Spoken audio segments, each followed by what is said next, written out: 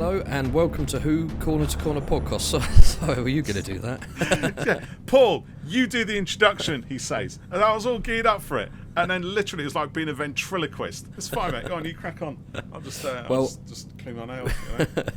Well, we'll leave that bit in. So, welcome. Just on the phone. Yeah. Hi, this is Jeff's agent. Yeah, I want to make a complaint. Yeah. Go on, crack on.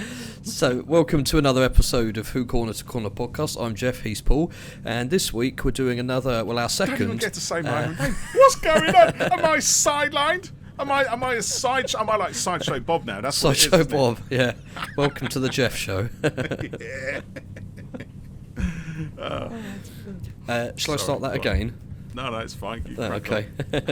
So this is the second episode commentary that we've done. Well, we will be doing it. We haven't done it yet. So our first was for Orphan 55, which we did a little while ago now. And we chose to do that one because it's an episode that we both really like, and we had a great time talking about it as we watched it, didn't we?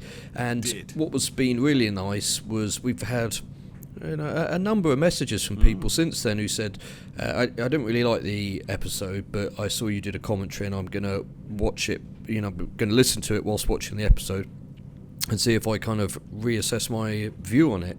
And they did, didn't they? They said they enjoyed it a lot more, and I think, that they said that the fact that we liked it was, they quite liked it, really.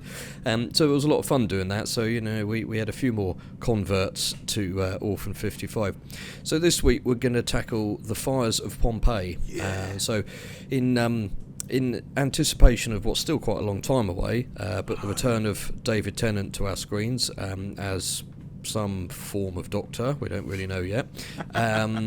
We thought we'd go back and have a look at him and Donna together see them in action in a series season 4 classic, which was also written by James Moran, who we also spoke to a little while ago. We did about his book on it.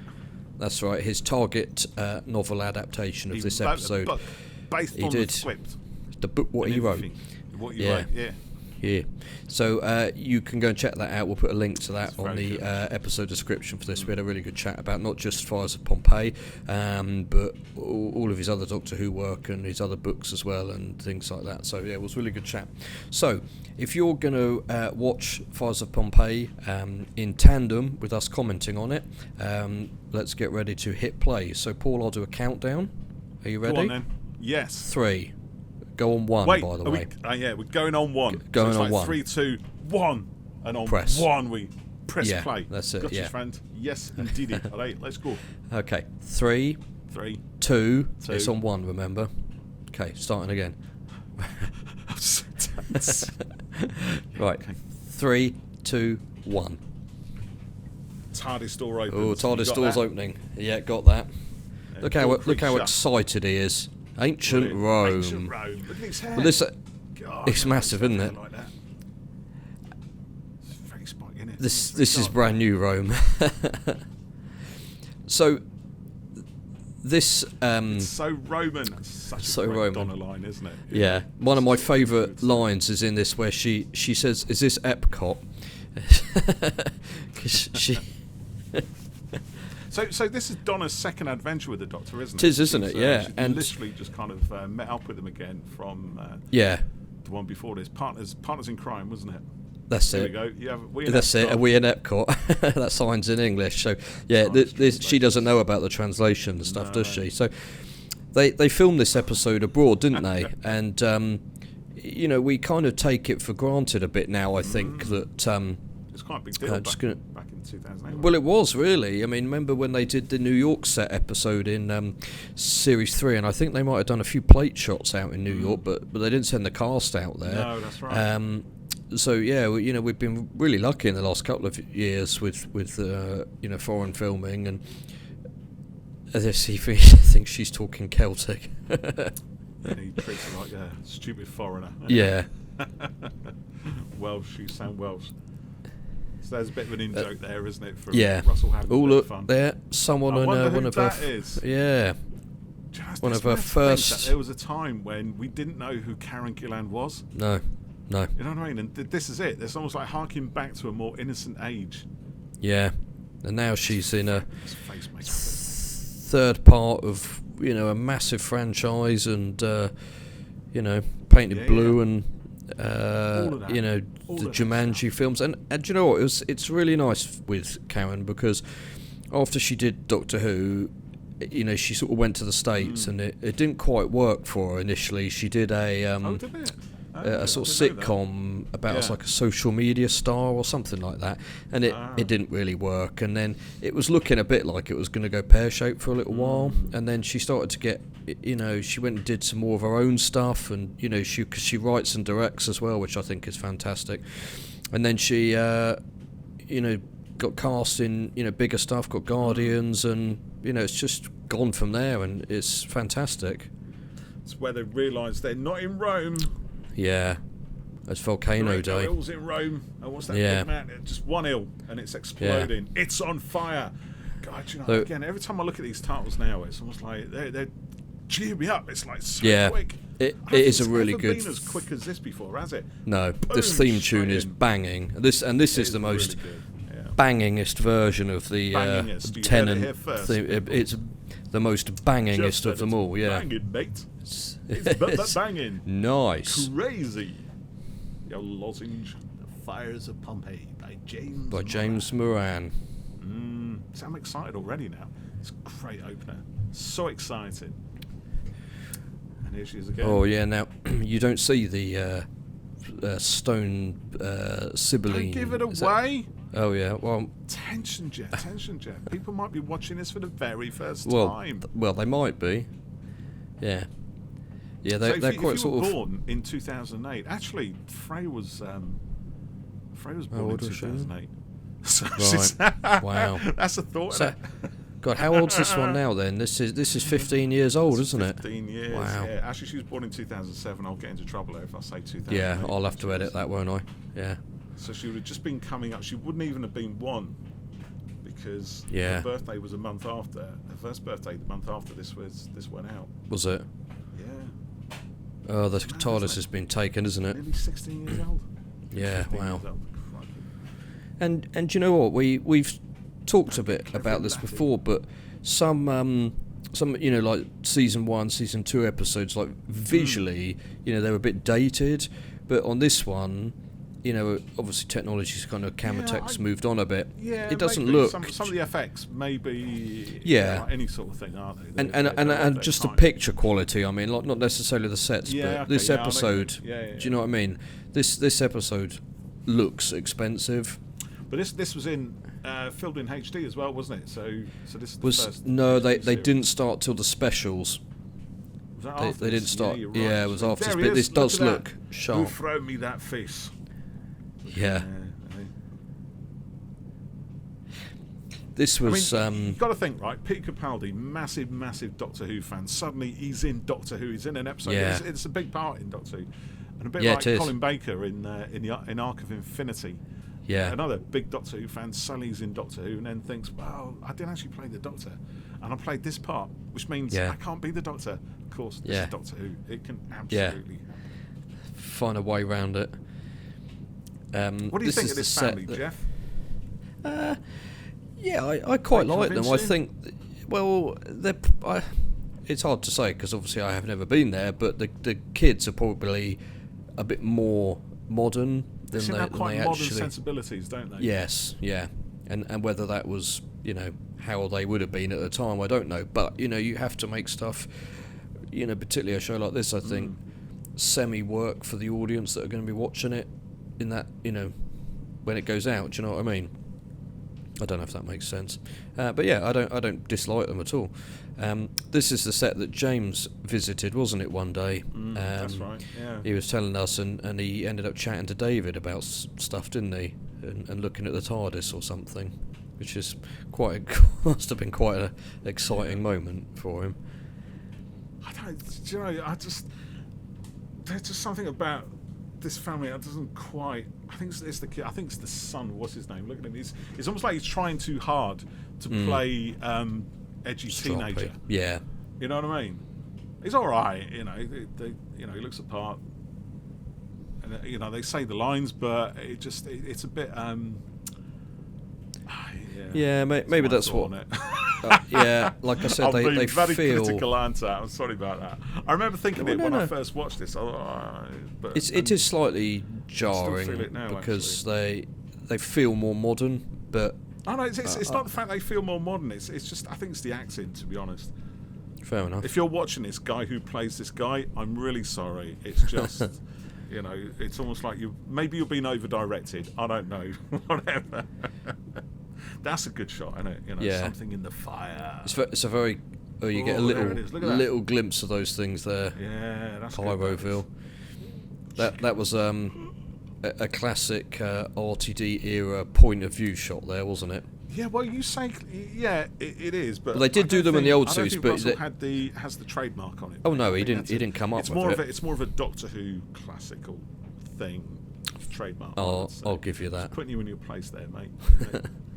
Doctor Who does not belong exclusively to Russell T Davies.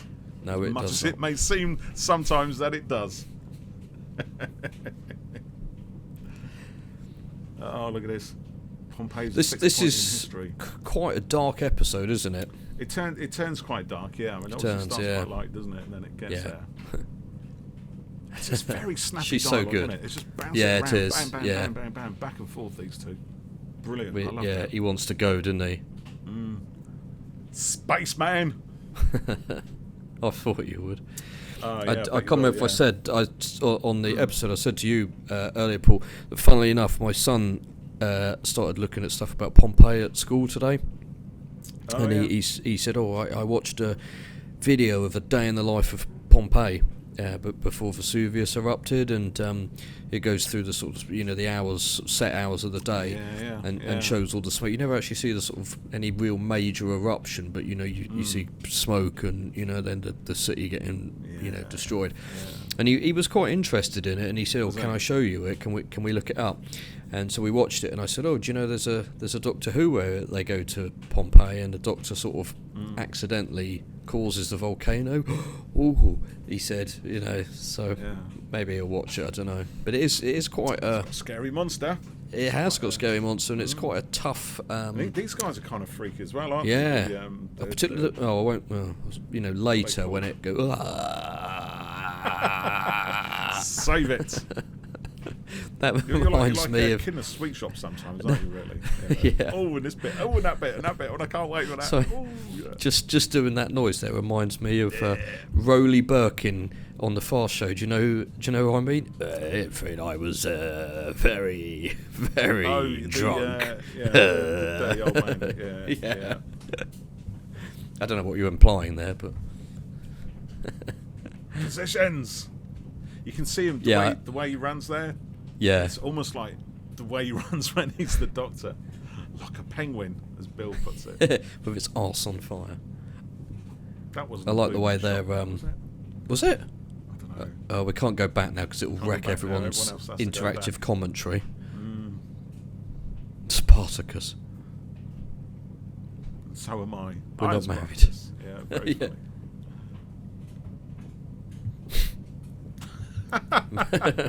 Some great jokes in this. Marble. Kate Killius.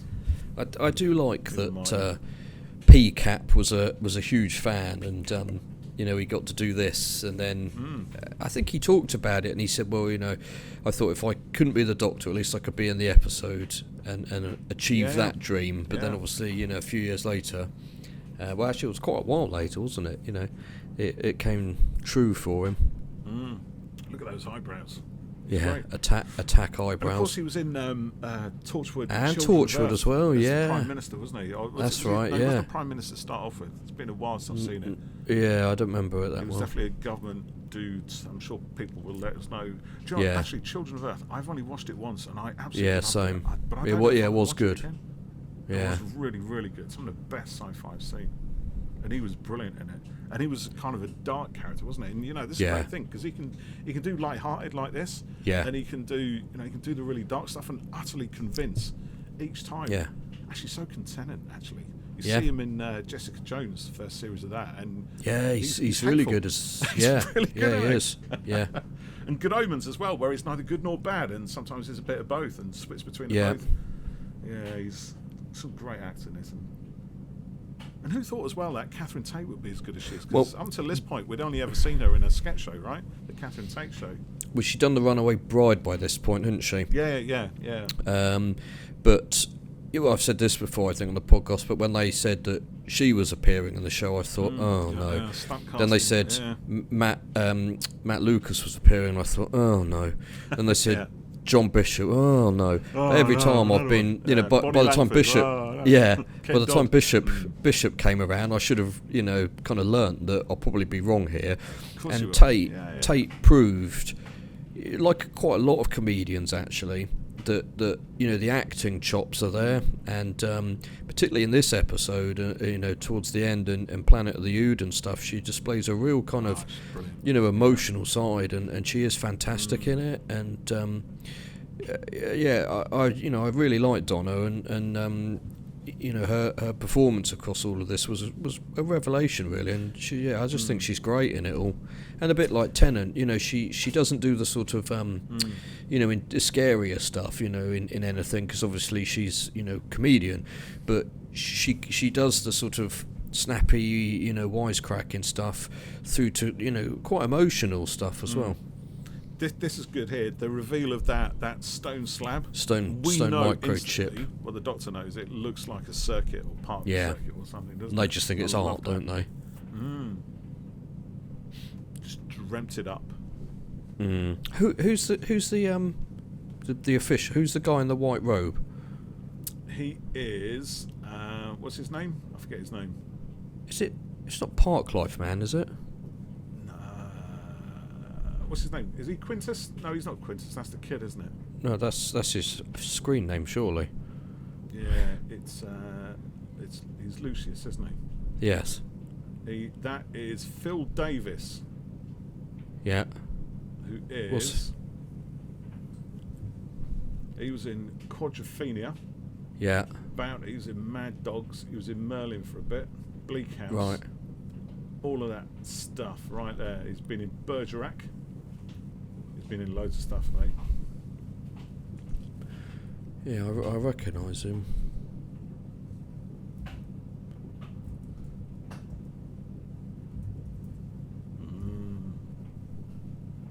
Some day you just end up watching the thing, don't you? Yeah. Yeah.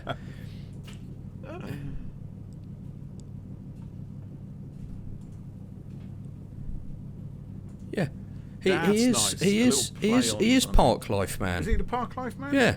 Phil Daniels. He's not, is it? No, Phil Davis. Oh, that's someone different then. Yeah.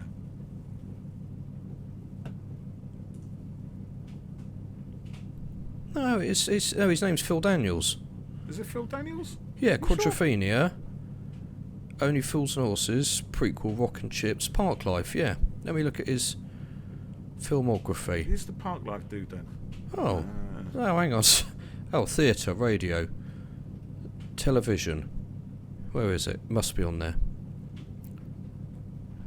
Sorry, this is really boring for people watching. Are we really carry confused on, mate. here? I'm just gonna carry on watching this. No, he was. It's not that. That's not who he is. No. Oh, there's something on your back. Yeah. Sorry. Not Phil Daniels. Phil Davis. Oh, this bit's quite spooky, isn't it?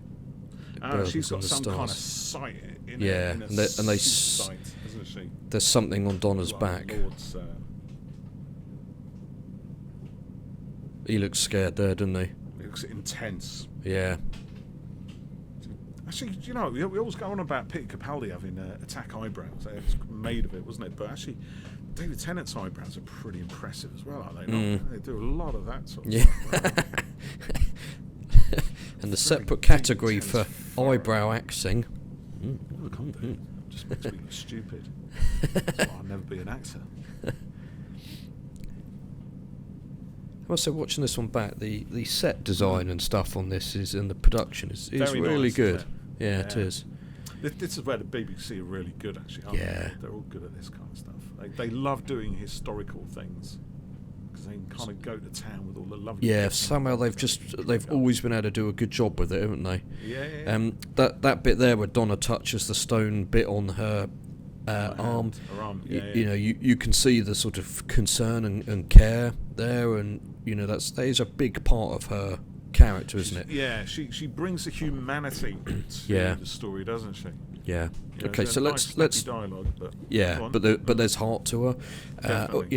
and she was fleshed out and deepened, way more than I kind of thought she would, both in terms of how she played it all, and how it was written. So what did you think of the end of Donna's story in this season, what and then I think her? of the end of it. I do, but I want you to repeat it. I've said it many times, but what I'm going to change my story and say that we haven't yet seen the end of it. We'll see the end of it in November. In the 60th. Oh, very clever. So well, let's say at this time, I found it very moving, and awful that we had quite a lot of heartbreaking endings, particularly Rose and Donna's, less so Martha's, but Dust. I felt that the fact that she sort of lost her memories of it all, it was really sad, because she'd grown and evolved as a character. She developed, yeah. She did, and then was sort of got reset, with the writer's pen. Yeah, and I sort of think back on Wouldn't it. it be great if we just wipe her memories? No, it's not great at all. It's awful. No. I hate it. And do you know what? I feel quite torn on it, because from an emotional point of view, it's really sad, and the effect it has on 10. But I don't like that. She lost the memories like that, and I don't know. Would it have been more tragic if it had happened sort of as an accident or something? Do you know what I mean? There might have been a different way to do it, and still have achieved that sort of same end. So I find it really sad, because obviously she became the best version of herself, but then it's all undone. Exactly, and the thing is, you kind of grow with her as well. Yeah, you exactly. Get to know, you get to understand her. You see her develop, like you said, and Yeah. everything else, and eventually sort of face down Davros and the Daleks. And then, it's because she's you think- brilliant, because you think it's a great ending that we're just going to wipe all that away. You don't only snatch it away from Donna, you kind of snatch it away from the audience as well. So the effect is kind of, it's pretty awful. And I think it didn't make me feel sad. It actually made me feel really, really angry, because I kind of enjoyed this series. I thought it was one of the I've said to you before. very best. And then it ended this like that, this and I thought, this but is as probably I said, we haven't seen the end of it yet. So that's a good at least get it's out like- on it, because this is probably for me the best run of stories up to this point, and for probably quite a long time afterwards, that was consistently TK Maximus. That's funny, isn't it? consistently brilliant. Yeah. And so I often That's react a great to things series, quite. this one. I love series. It is, like for me, there's never a sort of truly duff episode in any season, but this one, like it was on fire the whole way through. But I often react to things sort of on an emotional level, rather than sort of looking at things and going, oh well, plot and Yeah, but that's important, mate. That's story. No, but I don't. But what I mean is, I'm not looking at things to pick them apart. But I do feel torn over the end with Donna, and that's good with the eyes. Look at that. Sibling sisters. Sorry, mate. Go on. Yeah.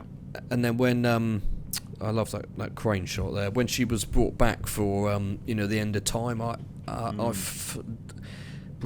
not sure about that, because it sort of didn't do anything, And I remember it's kind thinking, of a celebration of David's and time as a Doctor. I liked his sort of farewell tour at the end, but I felt that Donna sort of didn't end up doing much. I think I was kind of really hoping she was going to get the memories back and sort of slightly undo what happened at the end of this season. But maybe that will happen in the 60th, because fudge it somehow. Yeah. It would be great for her to go back to sort of, where she is at the end of this season before the wipe. Sorry, what were you going to say then? I don't know. I've completely forgot. Sorry, that's my fault. I was going to talk about something that happened about 5 minutes ago, I think. But sorry. I like these little shadowy glimpses of the lead sister there. Yeah. And it's the sort of sacrifice thing as well is a kind of well-known Doctor Who trope. So you got me thinking he's the park life guy now. Yeah, no. Any second he's going to go. And on Thursdays, I can't remember the words. Brutally awakened by the That's pigeons. it. They love a by bit the of TARDIS. It's Pompeii life. I like aye. that, mate. Yeah. He's got his brainy glasses on, hasn't he? The Yeah. Which I love the idea do you know, that gets him from when he was the Fifth Doctor. I do think Ten's got quite an impressive set of mutton chops there, hasn't he? He does, yeah. Hey, mutton chops are fashionable. To be honest, if you're David Tennant, pretty much anything you wear is kind of fashionable. You can just he did have off. good hair, didn't he? Great hair. Oh, this is a good little bit here, isn't it? Oh, armless. Ooh. Look at that. Yeah, not the gods. Armless enough. There you go. That is a classic brilliant. 10 well done, joke. James. I love it. To be honest, you can't not put a joke like that in there. Really, it'd be a crime if you didn't. Yeah. My carvings. See now at his hair. he's kind of. Well, look at the way he's lit there, and we don't really know what it is. Yeah, we're seeing glimpses of this red, demonic form in the fire. I like the way he's getting lit red there, and there it is. Whoa, look at that. So when I first saw this, I thought, it looks a bit like a Transformer. Oh yeah, it does. Yeah. Alonzi. Yeah, something's coming after you, Doc. Better start running. Yeah, you're right about his eyebrow. Look, he's doing a bit of. Can you smell what the Doctor is cooking? Yeah. Here we go. Footsteps. Better start running. That clanging noise is pretty good. Anytime. That's quite good, actually, the fact it's underground. Yeah. They're waiting for something to appear in front of them, but no, it's already on them. Ooh. And here it is. Look at that. It's nothing like a bit. Yes, that's quite. I've got to get a Cameron reference in, but it's quite Aliens, where they think the aliens are coming at them, and then they realise they're above them. Yeah, that's right. On the motion detector. Similar kind of thing as well. Oh no, with the vents. Yeah. The floor plates. Oh, that's cool. This is a great moment. I love this. Monster reveal. Look at that. That's a great effect. That is a really cool. Smashing. Yeah. It's what I love. This one thing I really, really love about the modern series is the fact that now, you see Doctor Who as I always wanted to see it. Yeah, as you imagine it. That guy just got torched, didn't he? Yeah. I just remembered what he does later. It sort of looks like it's literally made of fire, and it's the armour is sort of floating with the fire as the body. If you see what I mean, like a crust, like the magma. Yes, crust, right? yeah. Just a bit where it cools. Yeah. Quite easily defeated though, but you'd have to be pretty cold brave. Water on it. Yeah. That's it. That's all you need to do. This episode literally could have ended here. Yeah. Well, you wouldn't want to do that, I suppose, would you really? Yeah. Divert an aqueduct into the heart of Vesuvius. And can you imagine if James had been like, "Here you go, Russell. The script's 8 pages long." 20 minutes long. He pulled out a water pistol. Save the water pistol till later.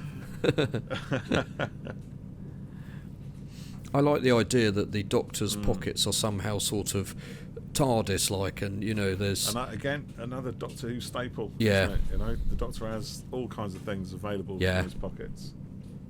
Here we go. The sacrifice, which was seen in Doctor Who so many times, but I love. Yeah. But Catherine, Donna's reaction to it, you've got to be kidding me. Yeah. How did I end up in this B movie almost? Yeah. This B movie situation. There she goes. This is Donna in full form, isn't it? Listener, go there. Brilliant. I love that. Honestly, I think that is James Moran having a lot of fun. Yeah. With a kind of B movie Doctor Who trope from the 80s. Yeah. And Donna's just the right sort of person to do it. That is exactly how she would react. She's not brilliant. She's annoyed and probably is a bit scared, but she's not screaming or she's not a screaming damsel in distress. No.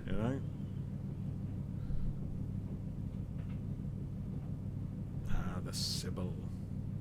Would she really?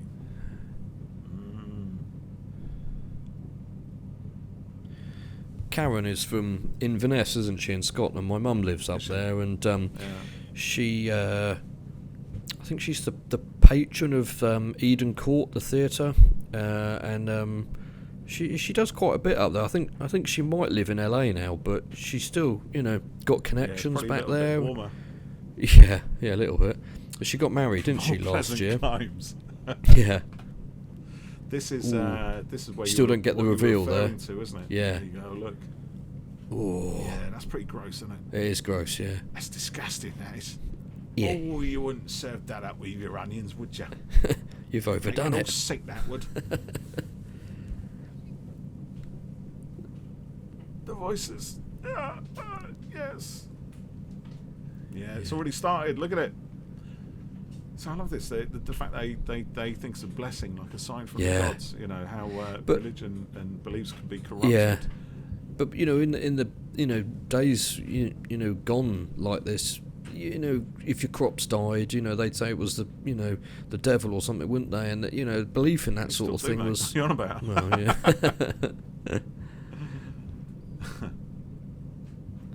Yeah, this is nice actually. I'm talking to the creature inside you. Yeah, that's you think about that. The monster. Yeah, that's dark, pretty horrible. Yeah.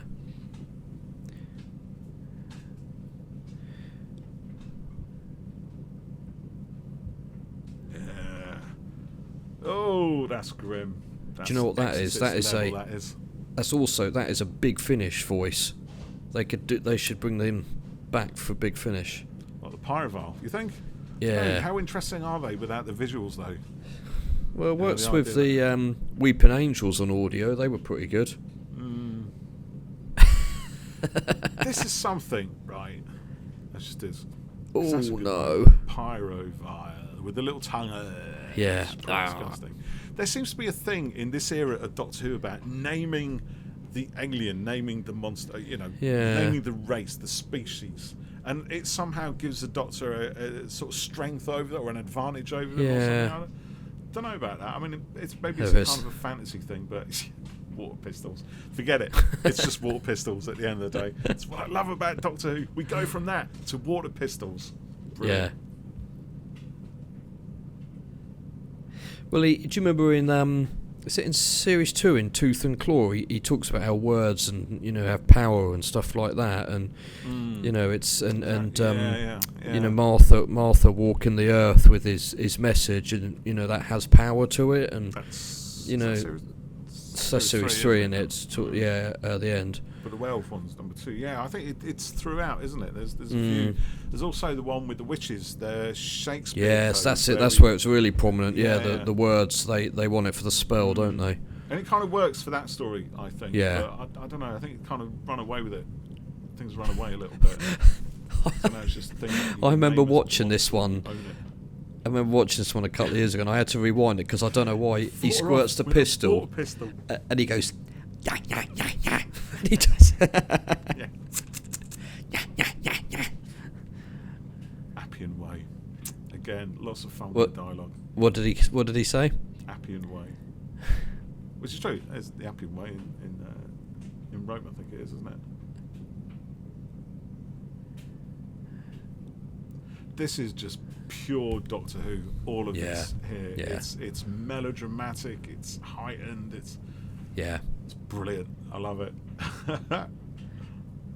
Yeah, it's really. I was going to say it's starting to hot up now, but that felt like a bad pun. But it's building really nicely here, isn't it? Yeah, look at the change in the lighting there and the shadows, and I tell you what, as well, actually, the music on this is fantastic, isn't it? Yeah, it's very different from the usual kind of Murray Gold thing. It's it's very in keeping with the period. Yes, we've got the kind of drums, and we got there's a lot of drum stuff going on. Vocals and some ancient horns and things. It's much more evocative. Yeah, I think than a lot of the other music from around this time. And then he brings it in really nice and personal. Yeah, I love this. Which is fitting nicely with that shot, the way it's moving in on her face there. Most terrible Yeah, exactly. choice. Yeah, I think it's probably one of the best soundtracks that Murray Gold has done for Doctor Who. It's really good. You know, it's almost like it's dialed down. Yeah. Yeah, could quite easily have been really, bombastic and big, and it's not. I wonder where they filmed this, because they certainly didn't build that in a studio, did they? No, they didn't. This. Ooh, that's a bit like Eccleston's speech in Rose, where he says, he can feel the globe, Earth turning all the time.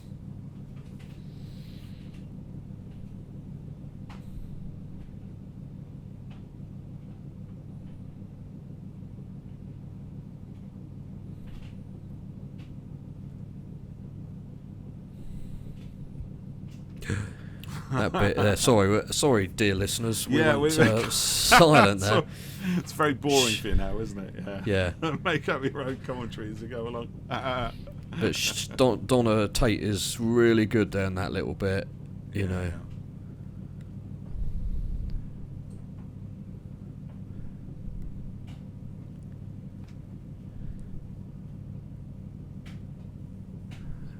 Oh yeah, they come back here, don't they? You're right. It is a bit. It's like a rock transformer, but it looks exactly really like cool. Yeah. I remember this when I first watched this episode. When they get to the dilemma, I'm thinking, oh wow, that is, it's quite a kicker, isn't it, when it happens? A fixed moment, and he realises he's got to make it happen again. Yeah, these effects are pretty good. They are really good. Yeah, nice design, like really well done. Where'd he get that from? Rocket. Oh, it's their little ship. Yeah. Oh, that is good. That ship reminds me of a Sontaran one for some reason, because it's like a little ball, isn't it? Yeah, okay. Yeah, I can see that. Yeah. So it's made of rock, stone, or whatever it is. Yeah, I was going on, It's really good, isn't it? Yeah, it is good. And this is where it's starting to get really dark now. It's like... Yeah. Because, I mean, this story was only ever going to end up one way. They couldn't have... They couldn't stop it, could they? And I think it's quite good at showing the well, he sort of mentions it there, the burden and the that the Doctor has, and the danger that they can get themselves into, and for Donna on really only her this is her first proper trip, isn't it? It is. She's exactly. literally like this is, again, forgive the pun, but into the frying pan kind of thing, because it's hot, you see. Lava. Oh dear. Even in this moment, he can still make a terrible joke, but this is where she realises, what's involved in his life and everything, and I think it kind of. It goes back to the Runaway Bride, where she says, "I think you need someone to stop you," and it's not stopping him, but that's it. A partner. She gives the Doctor humanity. Yes, fills that gap in his personality. Oh, here you go. Another lost planet. Yeah, that's the recurring thing, isn't it? Yeah, I liked that. The lost moon of Poosh, and I thought the wasps disappearing or the bees was a little bit random, but there is actually an element of truth in that. They're dwindling apparently. But yes, I can't remember if there's a mention in the first episode, but yeah, planets being taken and missing is quite is threaded nicely throughout all of this season. Yeah, what a payoff towards the end. At the end of the series. That's great. As well. Yeah, that's a really good arc. That just dropping it with and it actually kind of builds to something substantial.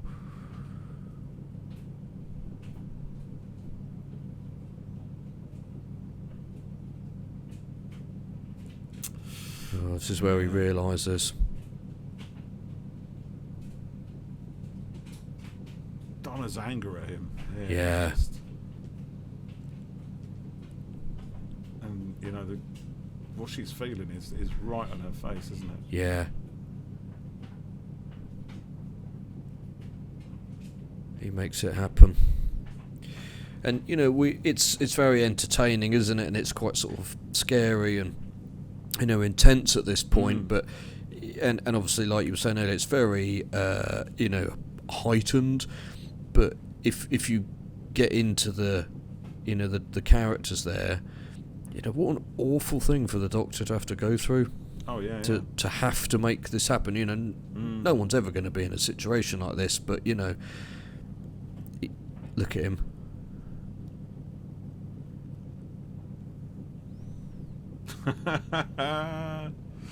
See, now suddenly this is it, isn't it? We're down in this little focus and this point. is where she's with him.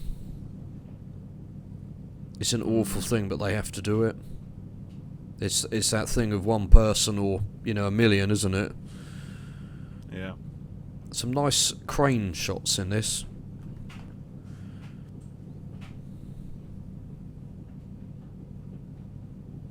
Oh, that noise.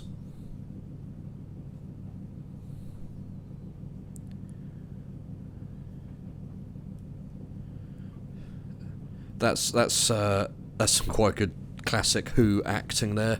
The flames are really in front of him. Yeah, that's pretty impressive, isn't it? Wow. Yeah, that's good.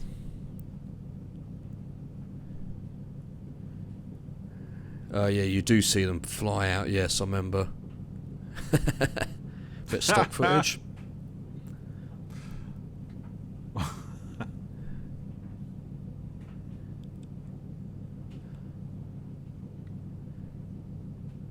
She's good. It's very sensitively done.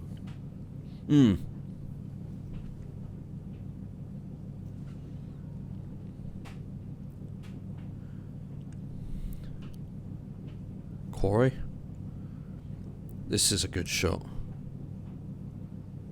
Yeah. You probably know they did that, don't you? Hey? Well, they just ran and pulled the camera back, really. Let's pull it back really, really quick. It'll be great, I promise you. Yeah. $1 million shot, this. The model work's quite good as well, actually, in this. Yeah. I'd say it's CGI model work. Yeah. I think, mostly, isn't it? But it's good, the smoke effects and the ash falling and yeah. stuff like that. It's all. And also bearing in mind, fire. like, These are difficult elements to yeah. do. It's and even they've been, meant to be shafted there. Yeah, this is everyone's just kind of running around screaming, and if you were to be watching this being filmed, it probably looks a bit silly, but it's it works on especially screen. When it's done from different angles, different takes. And just things. do it Like, over and let's over. Get one way you do this. Let's get one way you do that, and now we'll do it from over here. Just see what that looks like. Yeah, there you go. Look, she's trying to help, but oh no, Donna. It's not going to end well, is it? Everyone else usually gets a semi-fun first adventure in the TARDIS, don't they? And it might be dangerous and yeah. She gets to see a whole city of people die. And she gets that's it. Yeah, what a overnight almost. Look, she didn't want him to go. That's it, isn't it? Here we go. And actually, that's quite 12th Doctor-y there to leave, but he that's the burden, isn't it? Yeah, but that trait's not exclusively the 12th Doctor, is it? I think. No, it's not, but it was quite prominent. More. It was explored more, I think, with the 12th Doctor. The side of the Doctor's personality where he could just kind of turn his back on a fixed point or on a bulb. I'd see it as a fixed point, but actually forget that he's looking at people. I think, again, this is that sort of lack of empathy that the Doctor has with the smaller things. Yes. I think it's quite interesting because, the Fifth Doctor points out in Earthshock that life is... The whole meaning of life is in these small, intimate moments, like the colour of a sunset, a well-prepared meal, all that kind of thing. And yet the Doctor, despite that, repeatedly doesn't see those small events, those little human connections. And it takes someone like Donna to literally throw his face in front of him.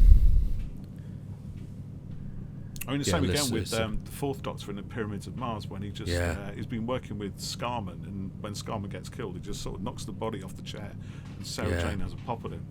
You know, it's always been there in the Doctor's Well, he said earlier, didn't he? You know, it's I see it all. That's my burden, and I think he's so focused on that bigger picture. And this is where the 10th Doctor starts. He's already kind of embarked on his journey of almost like the vengeful god, isn't he? Almost. Yeah. You know, and it culminates with the Waters of Mars, with the Time Lord Victoria's speech. Time Lord Victorious book and audio series. When Donna's not there, know, she's not there to hold him back. And there's no Time Lords anymore or anything. What do you think of this? Go on. This shot coming up where he's really sort of portrayed deity like. Yeah, I don't like that. I don't. I know. Come why with they me went if for you it. want to live. I get it. Come with me. Sorry, every time he says, "Come with me if you want to live." I think this is one of the first times we've really seen it. No, it's well, not. Actually, we had it's it. not. He got it in Voyage of the Series Damned. 3, didn't we? Is it Voyage of the Damned where he's literally lifted up by angels? Yeah. And we get it when he's restored from being Dr. Dobby at the end of the Series 3 finale, wasn't he? So, yeah, I don't like it. But again, we get it again in the, what's that, Flatline, wasn't it? Where Peter Capaldi's Doctor appears in a blaze of glorious light. Yeah. It's nice to use maybe once, twice at a push, but... Yeah, I think it's... I forgot about Dr. Dobby. Doctor is a bad master. It's not as bad as that. Yeah, we should do that one.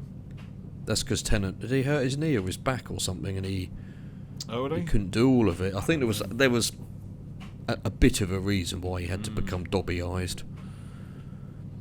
Oh, okay. I think it's the only thing that really annoys me about that story, actually. He spends most of it as a CGI puppet in a cage. Yeah. and they fix it by going Doctor, Doctor, Doctor at the same time. Again, it's all quasi-religious, isn't it? You know, pointing the Doctor as a deity, I think. Yeah. It's a nice idea to explore once in a while. Yes, it is, because there is that thing of he walks outside of us. An idolisation of the Doctor. What is he? Vengeful destroyer, an unstoppable. Was it the oncoming storm? Something that planets fear, and it's like, well, I never see the Doctor as that I grew up with and I agree. actually empathise with and wanted to travel a TARDIS with. Yeah, and I think that was one of the reasons why I liked 13 so much, because there was none of that. Yeah, it was sort kind of resetting all that, wasn't it? Yeah. I mean, we did have a period with the 7th Doctor being a little bit like that, and maybe this is kind of where that comes from. And that is a trait of the character, it's there, but I prefer to sort of see the Doctor as more, as heroic rather than... Right, you say that. I think it's not so much in the Doctor as in the production, actually. The Doctor, the blaze of light from the TARDIS doesn't have to be there. It doesn't. No, it's got clear iconographic significance. Yeah. And it's again not doing with the whole it restoration and, like you said, being lifted up by angels, and that's it's intentional. An obvious. Yeah, it is. Yeah. Wonder what the new TARDIS interior is going to look like. Yeah. I hope it's chintz. I want to see loads of chintz cushions. I want to see just... I reckon it's going to be sleek, shiny metal. And I did read that it was big enough to fly drones in. Indeed, yeah. Well, we said that with Darren from SFX, didn't we? Yeah, that's right. Drones in the TARDIS console room and stuff. It'd be good to see it really big. Like actually, it would really be, big. Not CGI made bigger, but genuinely big, CGI, yeah. But genuinely a massive cathedral-like set. Yeah, that'd be great fun. And then there'd be so many options for filming in it. That's where we're getting some choral music coming in now, aren't we? So it's almost reverting back to type. Yeah. Yeah, I just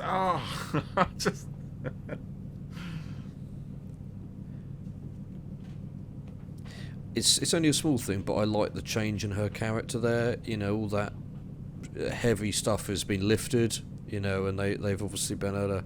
And it's all better again. We kind of hit a reset switch almost. Yeah. You know, even the Doctor has inspired him there. Yeah, this is quite good. I like this bit, this little coda at the end, back with the family. And it's nice that actually they do survive. You know, they easily. Well, yeah, and it's good that, you know, they're followed up with like this as you know, they were a big plot point of it all. I like that. Later, I wonder who's got that now. That got tableau, you know, that prop. It's probably in a museum somewhere. It's a bit, but it's a bit. Well, waiting to come out. You know, it's probably rotted away by now. It's maybe. Years ago, mate. Yeah. be like the Merker's mask. Yeah. He's all right, this guy. Actually, I know I was quite harsh on him at the start of it, you know, but I kind of warmed to him at the end. What, the son? Yeah. Yeah. That's a good episode, that one, Planet of the Ood. Yeah, this is Dr. one of my Donna favourites. Yeah. Graham Harper again, isn't it? Who directed this one? Yeah. Some typical Graham Harper kind of tropes again, but really, really intensely directed. Yeah, it's good. Yeah. Well, I really enjoyed pop art Andy Warhol at the back as well with the yes, with the Marilyn Monroe and the Campbell's soup tins. That's cool. Yeah, it's brilliant. It's a good touch. Well, I really enjoyed rewatching that one. I just wonder when I last watched that. A long time ago. But it still feels sort of, you know, hasn't aged particularly. You know, it feels, you know, fresh and fun still. Well, not fun, but you know what I mean. I enjoyed it. It doesn't feel dated. So if you're listening to this and you know you've got some thoughts on Fires of Pompeii, do let us know. You know, we'd love to know what other people think of it. And hopefully this episode commentary will do well. People will enjoy it, and you know we'll do another enjoy one. it. Yeah, please. You sound know, almost desperate there, mate. Yeah. You know, it's good fun to do. I am enjoying it. Do you know what? Even if stories. Even if no one listens. Yeah, well, do you know? I'll tell you what as well. It's really stoked my anticipation of seeing David Tennant and Catherine Tate again, the Doctor and Donna. You know, they are a great combination. They just spark off each other like that. The dialogue, you know, when you can sense that something's been written for them like that, and plays off their skills and their ability to do that, and they've got great chemistry. So put all that in the pot, and I think it's going to be great. And I really, really hope that we do get that payoff to Donna's mind wipe, because I know you asked me on it earlier, and you know as well as I do, mate. I've said it before in this podcast. I hate it with a passion. It just makes me angry. So please, Russell. Well, it's already done, isn't it? It's already. So, you can beg him as much as you want. It but, doesn't matter it's done unless now. I can. Well, just the straight suit. Just do some sort of quantum entanglement trickery. You know, you manifest now, and it actually through quantum strings goes back into the past. That's exactly what happens. So you can do it. So you can make people win quiz shows and things. You know when you win. You know, watching a quiz show, and you're really rooting for someone, and you know it's recorded like 6 months ago, but the fact you're rooting for them can actually change what happened on that day. You know, is this like when you hold your car keys to your forehead and it makes the unlocking thing go further? Physics. That's physics. That's proper. That's physical. That's Newtonian physics. That is. How do you spell it? BULLS. Your head is like a loudspeaker. It's like an antenna. It just throws it out and it just magnifies the signal around inside your cranium and then just blasts it out like. It's more like just a rock. Have you ever done that? Have you actually done it? With your car key up to your head. Do it. Make sure your car is a distance away, like a good distance where you can do it, and it doesn't work, right? And then do it on your head, and you'll be like, "What the?" No, I have tried it. It does work. Anyway, and on that note, thanks for listening as always. Yes. And we will catch you next week. Not literally catch you. We don't go around with a big basket or anything like that. I mean, I don't know what Jeff does in his own time, to be honest. How do you think we get basket man ready to catch stray listeners? How do you think we get listeners? Yeah. They're all in a cage. No, that's Stop now. Brilliant. Thank you for listening. Thanks, Thank you everyone. for watching along if you did that, and we shall see you on our very next podcast. Bye for now. Bye. Bye.